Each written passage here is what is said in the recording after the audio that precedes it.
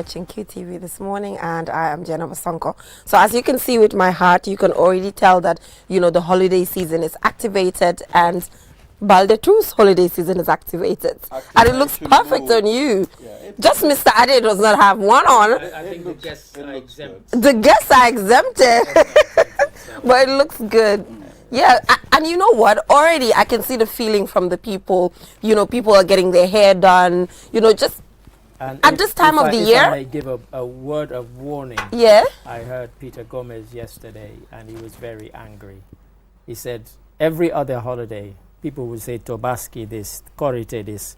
When it comes to Christmas, you hear people saying happy holiday. He said it's not. It's Christmas. Yeah. He said say Christmas or don't greet me with it. Oh, he said that? He said that on air, and he spoke for about 5 minutes with some passion about really? it. He said, people greet me and they say happy holiday. He said that's a nonsense. He said I'm a Christian. You can say Merry Christmas or you can say Happy Christmas to me. Yeah. Don't tell me happy holiday. He said because when it's Korite, I will wish you, when it's Tobaski, I will wish you with the name But of whatever the case, it's also a holiday. It's a holiday. But as he said so is New Year's Day, but this is a specific. Because normally you can say happy holiday generally, and then when you're addressing a Christian directly, then you can say the Christmas and the New, because the holiday thing came from the Americans because they wanted this kind of non-secular thing. So they didn't mention Christmas. Okay, so it's just happy holiday. It's kind of gone all over the world now. I think it's you have to look at it at another angle where it is generating from. Maybe like he said, maybe it's from this place. So everybody is involved at some point. So that's why they'll just generalize it and be like happy holiday. It's a Christian holiday. But Tobaski, you don't say happy holiday at Tobaski. If you say that, I will start saying happy holiday come Tobaski. Yeah. Because you don't. Right? Yeah. But, I mean, but generally, one thing is for certain, even if we say happy holiday or happy Christmas, in the Gambia, Muslims and Christians live side by side. Yeah, we celebrate this each other. I can remember when we were and that's small. kind of the point he was making. In fact, I've seen my kids displaying fireworks at the house. Nice. They'll buy this from the shop or the mini market, and where they'll be displaying it. You understand? So it's telling you it's Christmas season. So we all celebrate this together. So yeah, that's true. It's true, and it's one big happy family. It should be one big happy family. So please, just as your Christian brethren greet you with a happy Tobaski, you greet them with a happy Christmas. Yeah. Please. I am very open-minded when it comes to but like you said, Gambia is very, we are all tolerant. We make sure by all means to celebrate each other. Muslims even most of the time celebrate Christmas and New Year even more than Christians. And you marry each other as well. Yeah, we marry each other, So it's just a so my beautiful people, thing. can you allow me to say hello to my Christian friends, Malan Baz of Brikama, Kemo Baz, my girlfriend, Mr. Ade, you know what Gomez. I observed? He still hasn't gone over the fact that he's not a DJ anymore. He thinks he's still a DJ. A DJ will always be a DJ. He thinks he's still DJing at FM. A DJ will always be a DJ. He thinks he's still a DJ. Anyway, are you not a DJ? Let's head right on to the African proverb. Once a DJ, always a DJ. Let's head right on to the African proverb, and then we'll move away from that. So when cat and mouse, I don't know. I think there's something wrong. Well, read it. Yeah, with this one. When cat and mouse. Cat and mouse makes alliance. Alliance. Okay. Alliance. Shopkeeper. Watch. Okay. What are they trying to say? I was. Who put this one here? Is it Francis? You're the editor here. I was thinking it was supposed to be shopkeeper. Watch your. No, that's fine. They're trying to save on space. But when cat and mouse make alliance. Shopkeeper, watch your wares. Yeah, so watch your goods. So how about no. That's if you're it's but like in a normal circumstance you say when a cat and a mouse makes alliance. That is makes an alliance. Makes an alliance. Yes, but when a cat and a mouse makes an alliance. But we don't have the space for all of that. But it's the space, or that's how the proverb is. No. I think it's the space. They're saving on space. At some point, I think this is a direct proverb. Despite how difficult it is to put it together, leaving maybe one or two letters behind. Yeah, sure. But it's telling you, normally shopkeepers, they keep cats to do away chase the mice. With mice, you understand? Correct. So what about if the mice is able to convince the cat. Exactly. So at some point, there's going to be danger. So I think it's telling you, I mean, once that happens, you have to be always cautious. Of course, that's in the literal sense. I think if you broaden it out, if you have two people who are political enemies, if they come together as one, if they unite, it could be quite formidable. Coalition 2016. Well, this is it. That's Coalition 2016. You had people who had been, they'd been contesting and competing against each other. Yeah. They came together and they were able to defeat. And then they got Jammeh out. That's right. That's right. For the longest time ever, even young people have been calling for, these people to come together, and they never did. But at some point, when they realized that the only way to get Jammeh out of this country was for all of them to come together, then they had to do it, and then Jammeh is out. At some point, I don't know what were all the opposition parties thinking before. Only a party can usher Jammeh out without a coalition. No. So I don't know what were they thinking. Quite a few. Political parties have their own ideology. Yes. PDOIS and UDP, they don't, their solutions to the country's problems are not the same. The problem might be the same because it affects us equally, but their way of how it can be solved will be different. So because you have different ideologies, you don't always want to come together, but there was a greater threat that they felt needed to be removed, and that's why the coalition happened. But generally, it's not a surprise. I mean, one of the shocks is that we have, in a country of this size, we have that many political parties, although how many of them are actually active, one could argue. But yes, I mean, so to go back to the proverb, that was a brilliant instance of it, of the cat and the mouse, who usually were antagonists, suddenly coming together and say, let's get together and we can do this. Exactly. And they did it. Yeah. So let them take note. People Congregation for Democracy is coming, and it's my party. That's my party. We shall keep a Congregation for Democracy. We shall keep an eagle eye out for your party, your political party. But Jennifer, I think do you have a different I'm just with you all. Countries sometimes, even in international relations, you can see countries are not enemies. What stands out is interest is normally what stands out. Sure. A country can be your enemy for 100 years, but the moment you feel that coming together with that country to collaborate is what is going to solve your problem, then they put all their differences aside and they get to come together, solve the problem, and everybody goes back to their spaces. They go back to being enemies. Yeah, I think one of the perfect examples is in the Second World War. Yeah. When you had the Soviet Union, which people keep referring to as Russia, but of course it's more than just Russia, fought on the side of America, Britain, France, and others to defeat Adolf Hitler, because they had a common enemy. That common enemy was Adolf Hitler, and so in spite of their differences, but of course once the war was over, and as you said, everybody went back to their space, and they became enemies once again. It's quite curious, but they had a common interest, and that common interest brought them together. Yeah. So we'll just go for a short break, and then when we come back, we'll head right on to current affairs. Yeah. We'll be right back. When we come back, I might not be having this hat on. No, it looks good on you. Guys, be honest. No. Look. Oh. No. If we got the viewers to do a vote, I bet you the majority would say, look. I don't. Mother Christmas. You just called me Mother Christmas. And you are Brother Christmas or Father We'll be Christmas? right back. Let's go for a break. The art of juggling is a true spectacle of agility, coordination, and speed. A symbol of progression, precision, and mastery.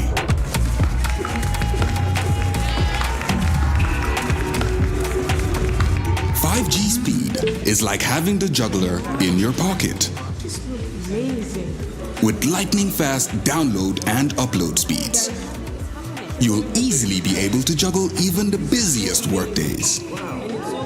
Whether you're a busy entrepreneur, a creative, or just someone who wants to stay connected, juggle your tasks with ease with QCell 5G speed. The future is here. It's fast, reliable, and efficient. First brought to you by QCell. We innovate, others follow.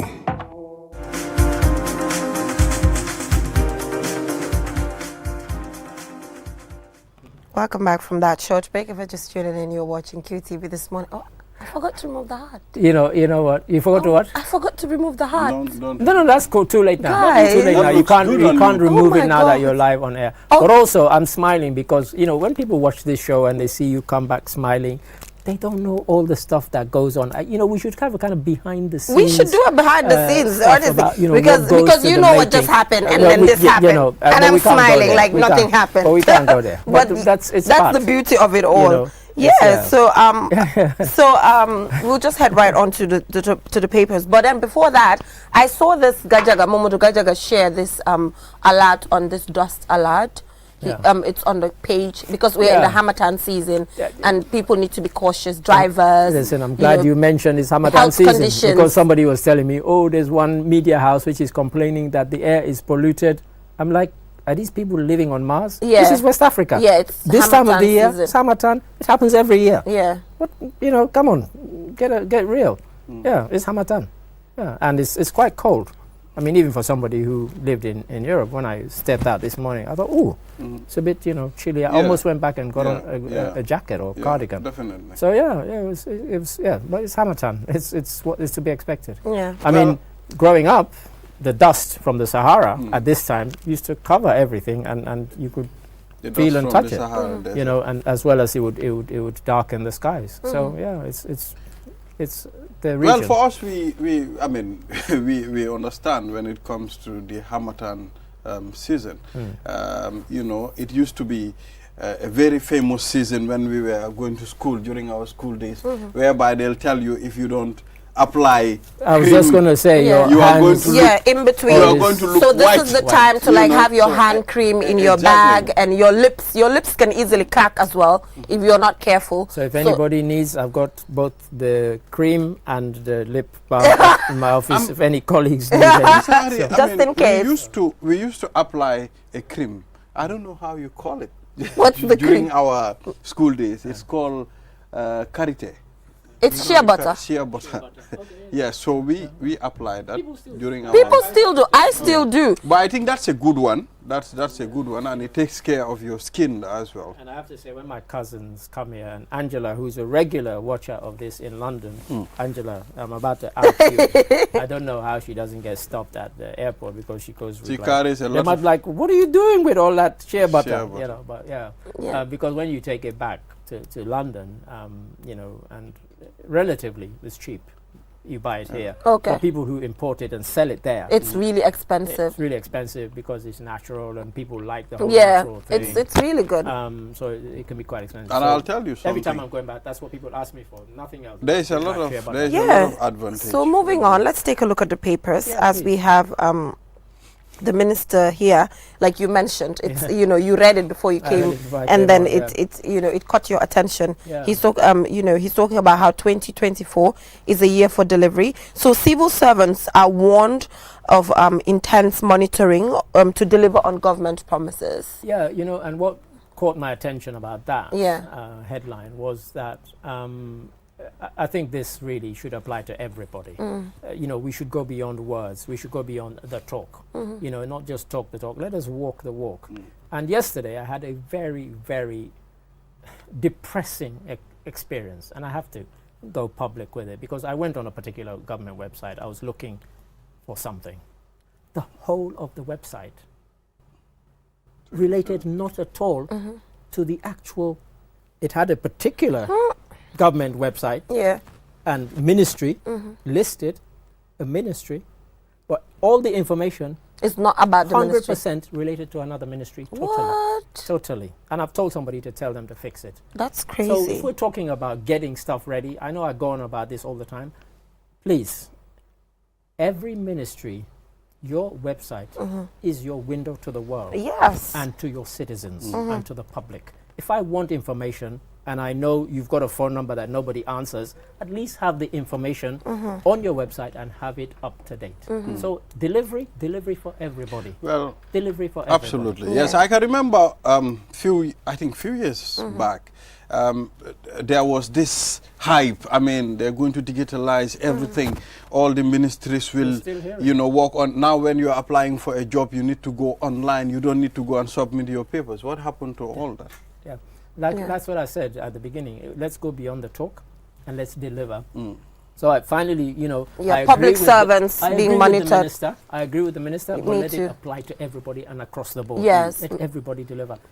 When we went to the awards on Saturday, the GPU awards, they handed out the booklet about the Access to Information Act. Right. It's now an act.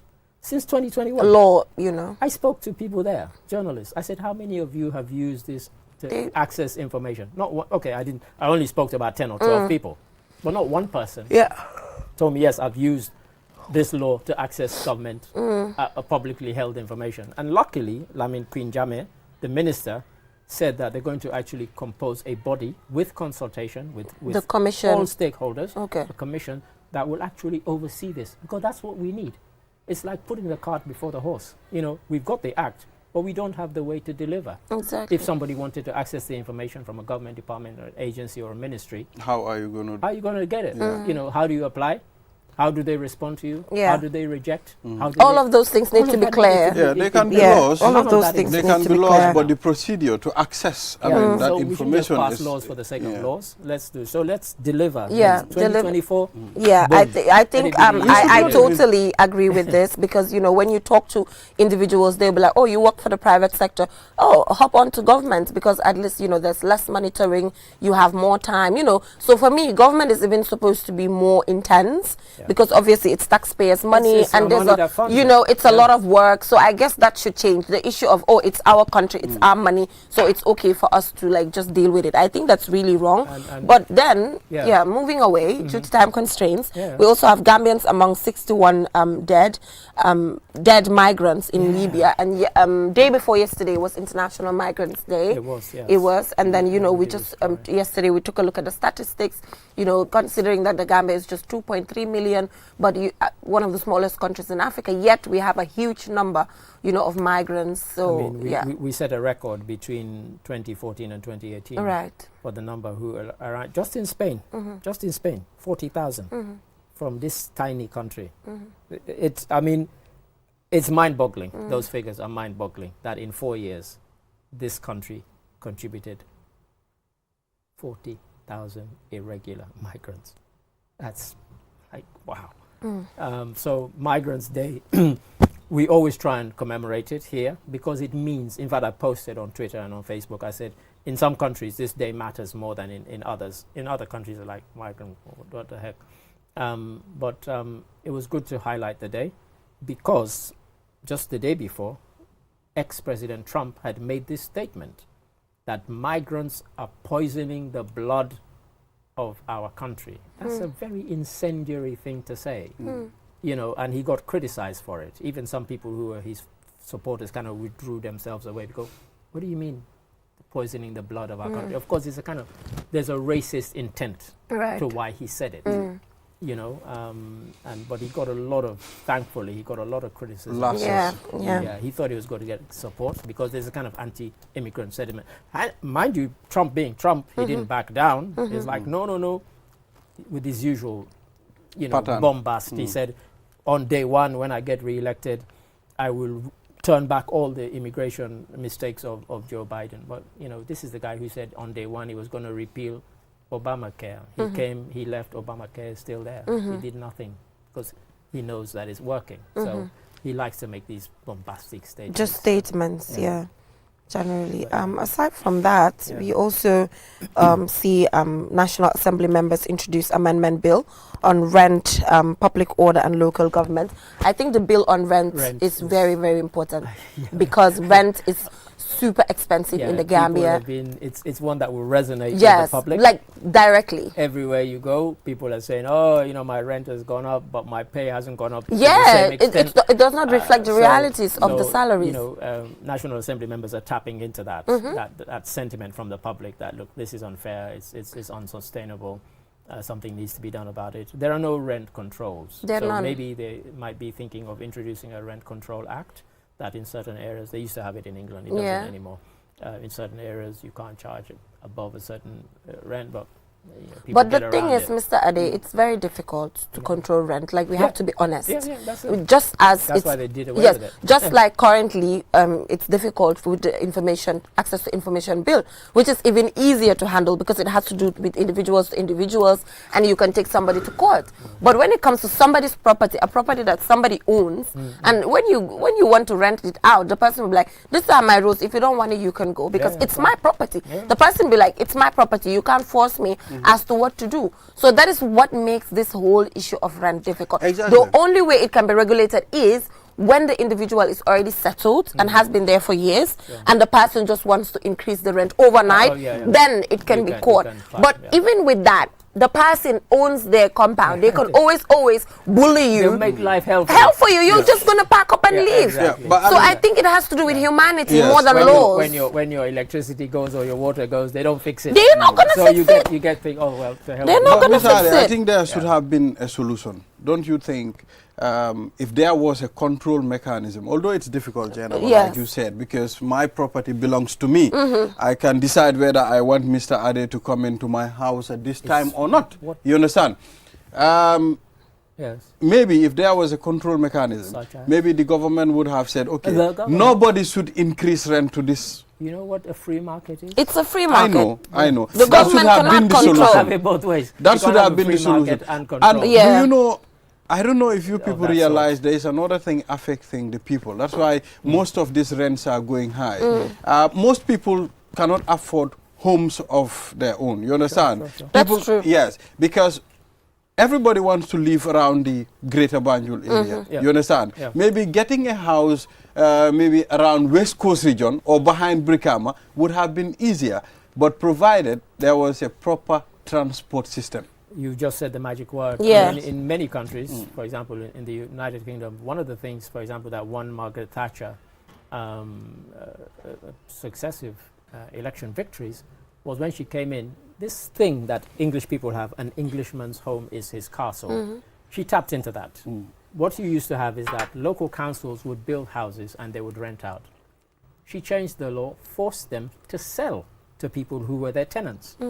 And people bought in their millions. People bought houses for the first time when they thought they would never be able to afford to buy a house.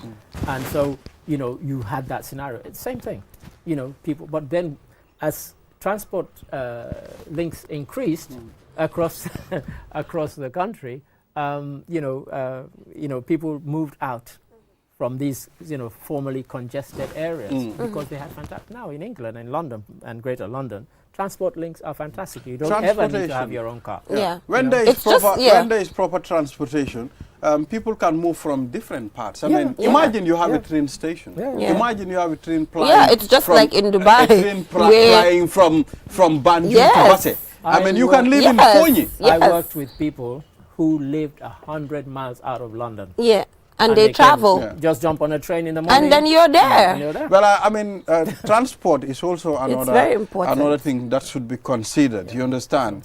If it takes you like 2 hours to travel from Greater Banjul to Basse, I mean, many of us will be living in our houses in Basse. Yeah, and also, I think government also has the role to come up with schemes. Come up with schemes or something. If it's not just government, it has to do with private sector as well.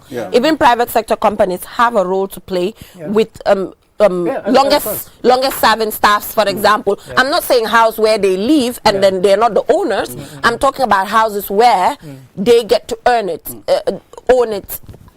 At some point, it's either you give them a loan that you're going to take from their salaries, or just come up with something. Some businesses do that. Some businesses do that, and I think that should be introduced in the Gambia, because with the salary that Gambians receive, either private sector or government, there's no way, if you're not corrupt, to be able to. No, you cannot. Yes, if you're not corrupt, exactly. Yes, if you're not corrupt, there's no way that you can have your own home. Or it's either you are corrupt or you are innovative, because people can have different income streams. I was going to say, if you looked at the Commission of Inquiry that we've been running, and you listen to some of the guys, and they say to them, "Well, you earn so much, like." It's not possible. Do you have $500,000 in your account? Exactly. How is that possible? It's not possible. And of course, because they're corrupt. They're corrupt, that is why. I think it's important, Jenna mentioned that. I mean, private sectors also should look at their They should look at it. At some point, if a person works for you for many years, you should. You should be able to Not for free. You should be able to help that guy settle. Not for free. I mean, you should have that plan. For me, Mr. Ade, my argument is it's not for free. Okay? And then don't give the person for free. Yeah, I don't support that. The person's going to be lazy. My argument is put it in the form of a loan, maybe no interest, that the person's going to pay step by step, and at some point the person will own the property. Yeah, and in fact, what they have in England, another thing, in fact, the first house I bought was what they call shared ownership. Exactly. So I was renting from what they call a housing association, and they sent out this email and a letter saying we're going to be building some houses to sell. Exactly. And so you can buy half of it or quarter of it or a third of it. So I bought initially half of it. And then after about 5 years, I bought the other half. Yeah, so because by then I was stronger. Exactly. You got a home in England. Then accommodation is not my problem. Anyway, Mr. Ade, that is just a perfect example that you gave, because you know how human beings act. When a human being is told that, oh, this is a loan you have to pay off, they work hard to pay it, because it's a concept. They know that, oh, I have a loan, I have to pay. So they work hard to actually pay it. But to young people as well, they have to plan their lives. You know, when you start working, maybe look for a mortgage that you're going to know, one of the things you mentioned when you saw young people, we've just about to introduce this student loan scheme that they have in the UK. So it's a good thing. It becomes a bit of a problem. You know, when you start earning, as you said, you might get married, you have a mortgage, and you have to pay off your student loan. It becomes so a in burden. England and in America they've had to write off billions. Yeah, they had to like just give it. They couldn't pay it. 20, 25 years later, they still can't afford pay to for pay it. So they have. But you mentioned something about transportation very quickly before we change the subject or go off. You know, I was thinking about transport links. Now, if we had good transport links in West Africa, from here to Cape Verde is half an hour. I could be flying there and back to work every day. You could have been 30 minutes. You live 30 in minutes and fly to you're Gambia. back. Even Dakar here. Every day. Dakar. You know, very close. Well, I mean, you know, transportation, the importance cannot be overemphasized. I mean, it's very significant. Yeah. You know, it connects. But I think they should look into that if they want certain things to be easy in this country as well. Those things they are very important. And in the easy and in the country and in the sub-region, because you just mentioned Dakar. I mean, when every time I visited Geneva in Switzerland, without exaggeration, 50 to 60% of the people who work in Geneva don't actually live there. They live in France and they just drive across the border. Just come. It's a 1 hour drive. Or half an hour drive, you know, because the tax is so high in Geneva, they can't afford to live there. So they live. It's one of the most expensive places to live. And so they drive across. Now, if we didn't have these robbers on the road in uniform, then it will be easy. You could drive to Senegal, you could drive to Bissau or whatever. You know, every 3 days. But the guys who stop you and rob you, that guy is in uniform who meant to ease your passage. Exactly. You know, so, you know, we're talking about transport links. So even when there are good roads, you have these idiots on the road who you get to a border and there's somebody trying to extort you. When they should just see that all your papers in order and wave you on. You know, so that's also a hindrance. You know? Yeah, it is a big hindrance. But for like you did it, young people in Gambia can do it as well. Look for a mortgage, pay it step by step, put your priorities right. Instead of buying expensive stuff to wear, get yourself a home first. Because in Gambia, as we go, it's going to be like really, really hard. It will be expensive. Rent is going up. No, it's going to be expensive. It's going to be difficult. Imagine in 10 years to come. I mean, if you don't plan getting your land, you're dead. Just get a land. Even if it's a rural, you're not going to build it, but let it just be there. Land, well, this is it. You don't need to. They're going to breach the Barra Banjul. Get a land in Essel, for example. Even get a rural land. Yeah, I mean, it's a land is a land. But people are obsessed about living in already built up areas because they that's have all expensive. the amenities there, but it's expensive. It's expensive. You know, and so, you know, when you think about, you know, oh, I'm going to live here, wherever, you think, oh, you know, what, you know, are there good schools? Is there a good hospital? How close am I electricity, water. Electricity, but water, things change eventually. Jabang, for example, Jabang currently, at some point, it was all, you know, trees. When I was going to buy property or land in Sanyang, I drove past an area and the guy who was taking me, he showed me this. He said, you see this place here? he said, where this house is now? I said, he said, 15 years ago, I did somebody a favor. And as a thank you, he was giving me this land. And I'm like, who wants to live here? Look at that. He said, now I couldn't afford it. You can't afford it. It changes. It changes. Well, out of, it changes. So don't steal money, because if you're corrupt and you steal money, you're going to build a house real quick. But in a normal, with the normal salary, it's supposed to take time for you to build a house. And not only that, It will take time. It will take time. You might get found out. Commissions and then, come now. You know, and you get embarrassed. Yeah. You know, and you get disgraced. It's a disgrace on you and on your family. And so, you know, don't So let it be clean. Yeah, or start a business. But if you want it to be clean, you have to make it also quick. You have to make the game fair for your employees. I mean, otherwise they'll be involved in certain things. No, because you know what, Mr. Ade, we've passed the time and the era where people have one income stream. Now you can do work remotely. You know, you can be at the comfort of your home and making money. Your stuff, man. Get your stuff done. Be innovative. Any secrets, but you know, even when I leave work late here, you have one rubber. I have all this consultancy work that I do. And me, that will be shouting the whole country every day. And that does not affect your work at QTV. Me, that will be shouting. If I sound here, I go home and shout in my studio the whole night. He's rubber. If we have to expose it, this guy is. You see his car? Look at his car, Mr. Ade. He has a fresh, clean car. Look at this one. He has a fresh. Look at his shoes. No more Mr. Bean. No more Mr. Bean. You're at another level. Well, Mr. Ade, you are trying. I mean, the boss is trying. So, alhamdulillah. Let's keep moving. But what about the Abu Dhabi baby? You know, nothing happened. I went to work. She was there working hard. I was there working. As you saw from her, what she sent. She sent some very good quality stuff, and we can say it in front of her because we said it behind her back that, you know, we were quite impressed with what she did. There was an initial report she did. There were some problems with the microphone, but she got it fixed, and then from then on, I got a mic for $100, Mr. Ade. The mic was $100, $7,000. Mr. Ade, I need a refund. Let's see the invoice. I have the invoice. Well, let's see it. I have an invoice. Let's see it. What? Why are you looking at me with that kind of eye? You got an invoice? I got an invoice.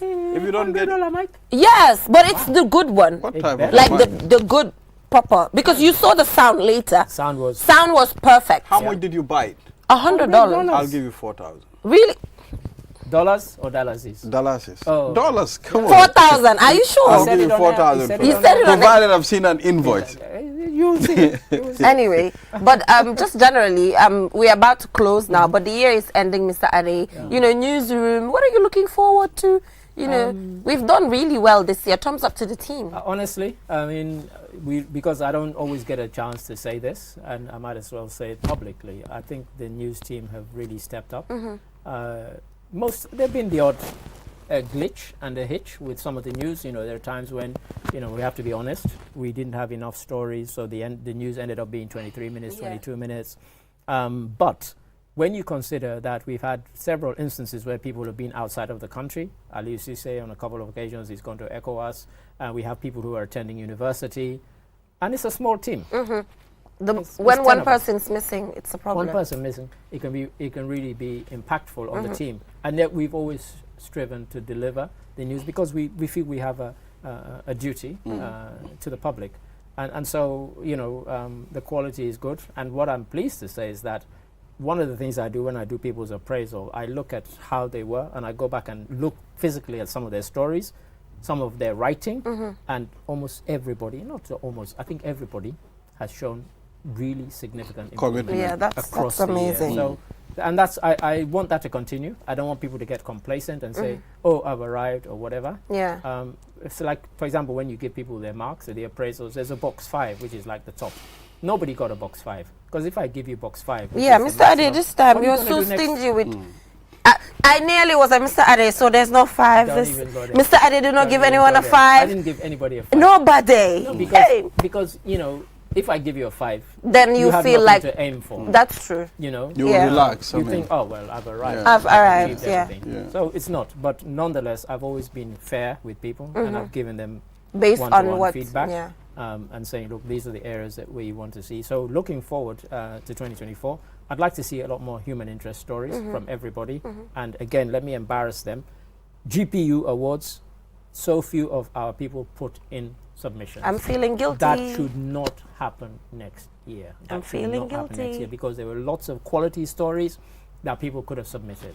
And so I can't drag people along. Yeah, that's They true. have to want to do it. Yeah. True. Next year, I want to see everybody see All right. Thank you so much, Mr. Ade. And thumbs up to you too for an amazing work with the news team. Thank you. You know, despite everything, but you guys are making it happen. So we'll just go for a short break, Ibrahim. And when we come back, we'll take a look at how Child Fund donated 500 bikes and 800 bags. Bags of what? School bags. School bags. Okay, school bags. 800 bags to MOPSI, because we all know, you know, how difficult it is when it comes to children in rural Gambia, when it comes to transportation. So they get to use the bikes. You know, it's really disheartening when I go up country and I see a child, you know, going to school and having a plastic bag because they don't have a school bag. So this donation is very, very important. There was a time I picked a child and you know, I was thinking it's going to stop at Westfield. Yeah. This child, it's up country. We went as far as Busumbala. Look at that. And he was going to school. That's painful. So with the bike, it actually helps. That child getting a bicycle to school. Yeah. We need our drivers to be careful when there are children with the bike. True. So we'll just go for a short break, and when we come back, we'll be joined by an education specialist from Child Fund Gambia. We'll be right back. Prepare for the most enchanting evening of the year. This year, New Year's Eve, Q City becomes the epicenter of a celebration destined to dazzle. Join us with your loved ones for a New Year's Eve like never before, hosted within Q City's newly adorned, opulent and climate-controlled tent. Indulge in a lavish and diverse buffet dinner showcasing an array of Gambian and international cuisines prepared by renowned international chefs. Dance into the night to the sound of sensational Gambian artists Aliu Badara and the Humanity Stars, Afro-Mandin legendary singer Nene Jali Suso and MC Mbai. Tickets for adults are $4,000 and for children under 12 years are $2,500. Contact 330-0050 or 337-2489 for bookings and further details. Bid farewell 2023 in grand style with Q City's New Year's Eve Gala Dinner, culminating in a breathtaking fireworks spectacle. The future is now with QCell's 5G network. Experience speeds like never before with our new 5G Rocket Fixed Internet plan. Get speeds from 10 Mbps to 100 Mbps. Your 5G-enabled devices. Walk into QCell headquarters to get one of our 5G routers and experience the true feeling of 5G. Only with QCell. QCell brings you the future. Tech, innovation, incredible speed. The future is now. For more information, call our customer care on 111. QCell, Sunyabus. We innovate, others follow. Terms and conditions apply. QCell brings you the future.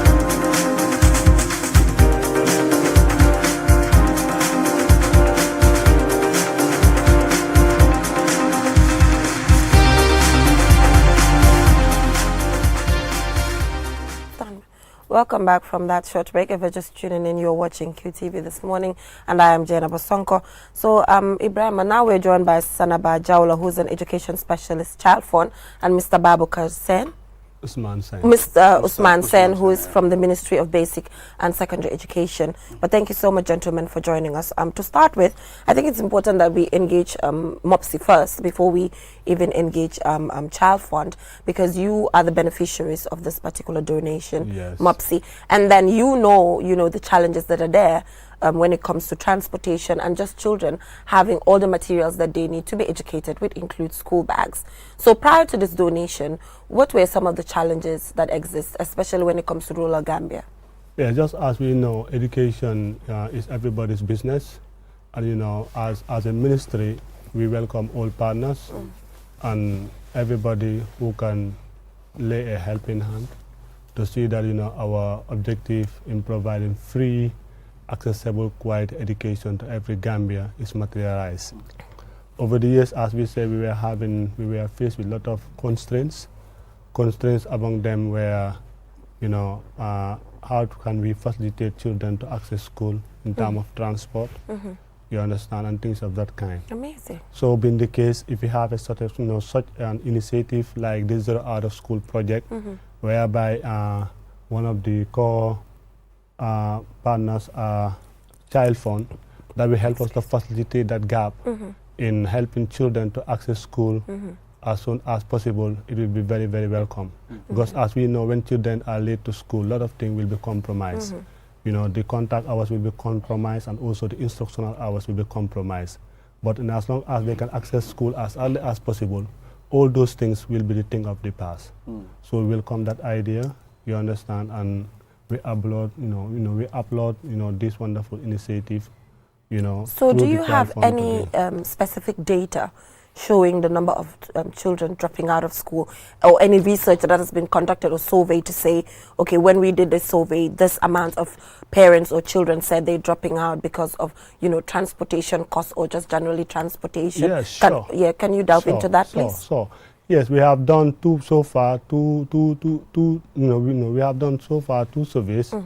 in the form of first phase and the second phase. Right. We call, the Zero Out of School first phase data collection, whereby we target about 50 communities from the region 3, region 5 North and 5 South for the initial stage. And in that case, we record about 2,587 children, you understand? And among them, most of the thing, most of the reason that the parents give as a factor that keep their children at home was lack of support. Lack of support in a sense, maybe they don't have, the cost of uniform is very expensive. You understand, other household costs that, if you have, let's say, 8 children, for instance, and, all of these people, you want to buy new uniform for them, or, bag and shoes. Sometimes you may sacrifice some and ask them to stay home, and later, maybe you support 1 or 2, that is up to your limit, and send them to school. Yes, at this point, let's involve. And also, and also, as I said, we also have the second cohort whereby we expand our reach, because as we know, as a ministry, our core mandate is to provide basic secondary school, basic education, and basic and secondary education to every Gambian child to the doorstep. So being the case, we also expand our reach to other regions, let's say the region 6 and also region 4. You understand? And in that case, we record about more than 4,000 children, also who have also shown a similar reason for dropping out of school. dropping out of school. You understand? Or not attending school. Yeah, it's good that you have data backing this. It's a good thing. Yes, I mean, at this point, let's involve our guy from Child Fund. Yeah, so Mr. Jawla, do you have, obviously already we know the benefits, Ibrahima, that this particular donation is going to bring. And the motivation behind, and the motivation. Giving out this donation. Exactly. Yes. So now it's about, what monitoring mechanisms are there on the side of Child Fund. I know when you give to the ministry, then the ministry takes on the responsibility to make sure that, the sustainability and then just looking out for everything. But I'm sure there might be a mechanism, because, when you put your money somewhere, you also want it to be impactful, to be able to report back to the bigger donors out there. So how are you working on that? All right, thank you so much. Let me say the bicycle donations that we have made a week or 2 ago forms part of our project called the Zero Out of School. And this project is being implemented by Child Fund, MOPSI, FANET, and UNICEF being our grant recipients. So it's like that 500 donation we have made is one of our commitments in the project to provide 3,000 bicycles. And in that process also, like you have said, we are also aware that once these bicycles are provided, there needs to be a supervision to ensure they're sustainable. So, and that was why when we wanted to do the donation, we did not go to the beneficiaries directly, but instead we went through the ministry, so that the ministry is able to take ownership of it, but also the ministry went further to engage their regional structures. So as part of our monitoring process in relation to the bicycles, is how do we engage all these important institutions to be able to see the use of these bicycles in their communities. Now that the bicycles are in the region, the regional offices are aware, but also the cluster monitors being the first entry point in any cluster, they're also aware, but the school heads are also aware that this is what is happening. So, but at Child Fund's level, further what we are doing is for every cluster where these bicycles are taken to, we have identified somebody to be doing the maintenance. So we are not only providing the bicycles to the children, because we know that it is going to cost them a lot. Once it is broken, the repair would take a lot. So we have identified individuals in each cluster to be doing that maintenance for them.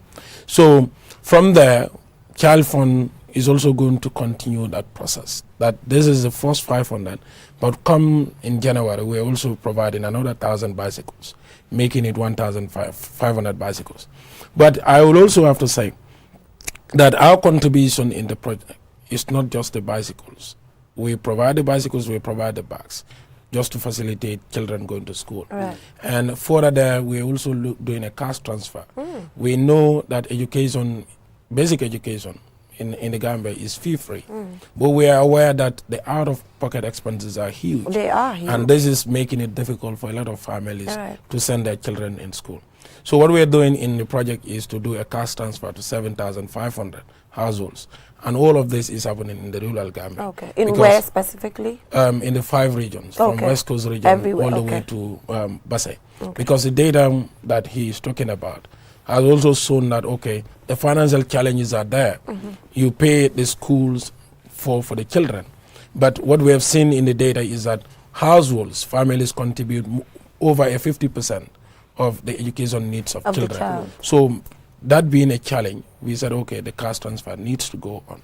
So another important thing that we're doing in that project is, like he has said, access. We have realized that, okay, some communities, they have to walk about 7 kilometers to go to school. But MOPSI is focused on 3 things: access, relevant, and quality. So the access part is that MOPSI would have to construct about 88 classrooms, 48 classrooms, just to make sure that there is that access. So all of this forms part of our zero out of school project. I mean, maintaining the bicycles is another thing. I can remember there was another organization that donated a lot of bikes to schools, the check bike for schools. You understand? So normally, do you come back to the school to find out how they are maintaining these bicycles? Because at the end of the time, I think when a student is given a particular bike, if you use that bicycle to the end of your maybe education career in that school, you can return the bike for another student. But is that happening? Yeah. Those monitoring, they are in place, you understand, because the schools were given those mandates to handle those things. You understand, with the help of the regional directorate, to get the supervision to see that the bikes are available, and any child who is done after your school cycle, you return it back for the other subsequent children who are coming to also enjoy the same facilities as you did as a student in the school. Yeah.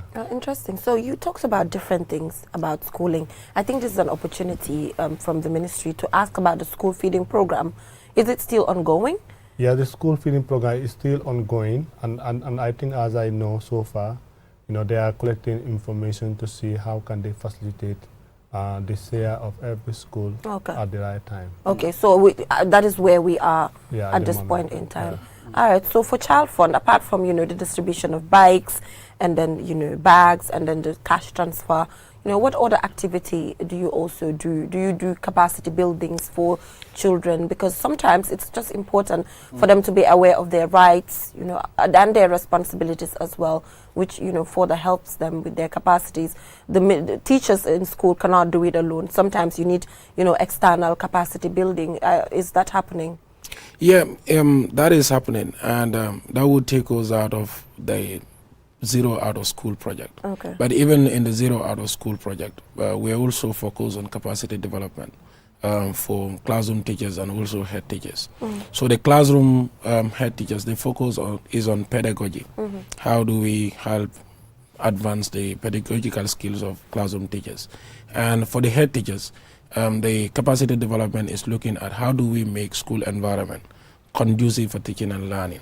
So making school environment safe school environment for children. Because once we're trying to talk to parents that you need to enroll that parent must see that the school environment is conducive for learning. So that is why we are also focused on building the capacities of that. But outside of this project, Child Fund is also focused on building the capacities of children. We are doing a project in West Coast called the EPW, Education for Personal Wellbeing. So that project is looking at how do we do away with violence of all forms, be it in school, be it in communities, be it anywhere. So we build the capacities of children, we build the capacities of caregivers, just to ensure that children are protected at all times. So also another project that we are doing, which is the RPP, there we're also looking at how do we build the capacities of caregivers and parents to be able to ensure that male caregivers, more specifically, are involved in the upbringing of their children. And this way, we have now seen how that is contributing. We're getting more male caregivers being involved in the upbringing of their children and in the general welfare of their children. Yeah. So that training really helped them. Yes. And I think that is a really, really good target. Yeah. Yeah, interesting. So capacity building, is it a collaboration with the ministry still, or you do this? So the project design is that we're doing this with MOPSI. And MOPSI, when it comes to capacity development, Child Fund will facilitate it, but we'll do the implementation. And MOPSI will support us with resource persons. But also in the project, there is little or nothing we can do without the data of MOPSI. So even when we go to communities, just 2 days ago, we were in the communities doing a sensitization in 45 communities. But that data is provided to us by MOPSI to say that these are communities with higher out-of-school children. So we target those communities to do a sensitization for them to know the importance of education. Yeah, so Ibrahim, someone is asking about teachers. You know, like someone is quickly before you come in. Because what is Child Fund doing when it comes to teachers as well? Because your children are going to be out of school and all of that. But then you can also see that in rural Gambia, most of the times, am I right? If I'm wrong, you can let me know. When it comes to incentives, making the best teachers go up country, it requires for them to be supported and for them to be comfortable. Reality is the best teachers are not in rural Gambia because of a lack of, several things here and there. Am I right? No. I'm wrong? No, not actually wrong or right. But maybe just to clear issues. Okay. Just as Sanaba made mention, part of our responsibility also in this in this project to contribute is to train about 1,000 teachers to be posted to this Gambia. We are out of time. We are? We are running out of time already. All right. So the teachers, they are trained, 1,000? During the project expand, about 1,000 teachers. And so far, we have trained about 400 teachers by the HR directorate. And also, what is Child Fund doing when it comes to teachers? Is there anything with teachers? Yeah, we're training teachers, but also there is a project that we are running called the Aflatun. Okay. And the Aflatun project, we're targeting 300 teachers. Okay. And this is to see how the financial and social education is integrated into the curriculum. All right. We just wanted to be sure. Balde, do you have any questions? Well, I think that's all we have. Oh, that is all? Yes, okay. It's almost time. Yeah, it is almost. Yes. But anyway, it's good that teachers are involved as well, because when you talk about the children, it is important that teachers are also trained to build their capacities. Exactly. And then hopefully, more incentives will be given to teachers up country as well. Maybe even yen bole lensi cash transfer because teachers are up country. So that is all we have time for. Till we come your way tomorrow with another interesting program. Thank you so much for joining us. Thank you. Thank you so much.